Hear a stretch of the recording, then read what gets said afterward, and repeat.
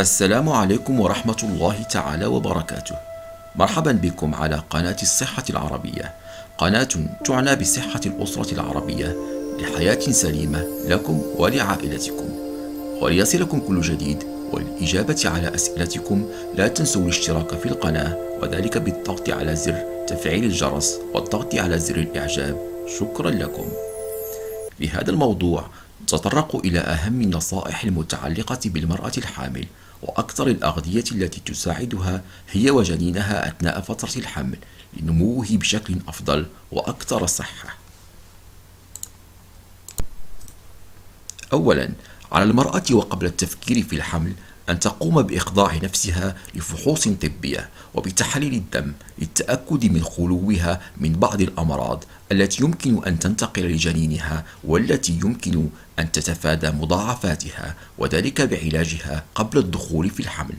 كما أن مراقبة الطبيب الدورية أثناء فترة الحمل تعتبر مهمة للمرأة وجنينها على حد سواء، فكلما كان اكتشاف المرض أو عيب ما في الحمل كلما كان علاجه أبسط.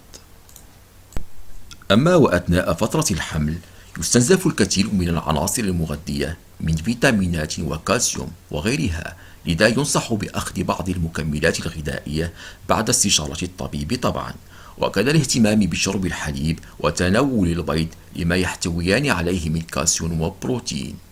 بطبيعة الحال شرب الماء بكثرة وعلى فترات منتظمة، فقد أشارت الدراسات أن أول علامات حاجة الجسم الجنين والأم لشرب كميات إضافية من الماء تكون على هيئة غثيان الصباح الذي ستتعرض له المرأة الحامل في أول 3 أشهر من حملها، كما أنه يقوم بنقل الفيتامينات والمعادن والهرمونات في جميع الجسم بواسطة الدم لتغذية الجنين، وعدم الإكثار من تناول المشروبات المنبهة كالقهوة والشاي لعرقلتهما عملية امتصاص الجسم للفيتامينات والأملاح المعدنية بشكل سليم، وبطبيعة الحال الابتعاد عن التدخين والكحوليات. الابتعاد عن تناول الأطعمة المقلية كالبطاطا المقلية ورقائق الشيبس التي تحتوي على مادة أكريلاميد الكيميائية السامة والتي تعتبر مادة مسرطنة، واستبدالها بالبطاطس المسلوقة أو المعكرونة لما تحويه من نسبة نشويات عالية. والآن إليكم قائمة بأهم الأطعمة التي على المرأة الحامل تناولها.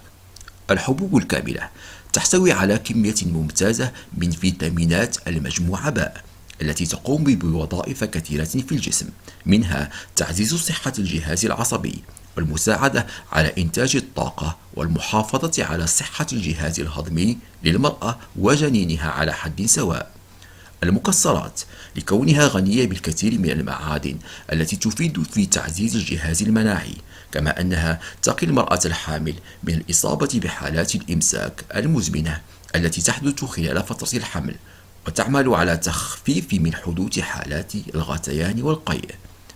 أما الزبادي فتحتوي على كمية كبيرة من الكالسيوم المفيد جدا أثناء الحمل الذي يقي بدوره من مضاعفة الحمل الشائعة، خصوصا الولادات المبكرة وانخفاض وزن الطفل عند الولادة.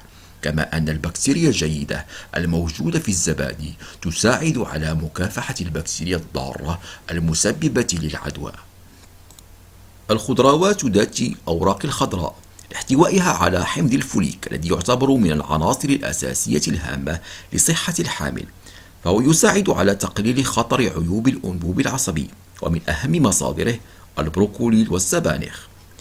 اللحوم الحمراء الخالية من الدهون تعتبر عنصرا مهما للبروتين الضروري لبناء خلايا الجنين وإعطاء القوة للمرأة الحامل. كما ينصح للمرأة الحامل بالتركيز على تناول الفواكه، وخصوصا ذات اللون البرتقالي والأرجواني والأحمر، كالبرتقال الغني بفيتامين سي والفيتامين ب9 الذي أثبتت الدراسات أنه يساعد على منع التشوهات الخلقية، والتفاح حيث يعد مفيدا لصحة الجنين، فقد أكدت الدراسات أجريت أن الأمهات اللواتي يتناولن التفاح خلال الحمل فإن أطفالهن أقل عرضة للإصابة بالربو في مرحلة الطفولة.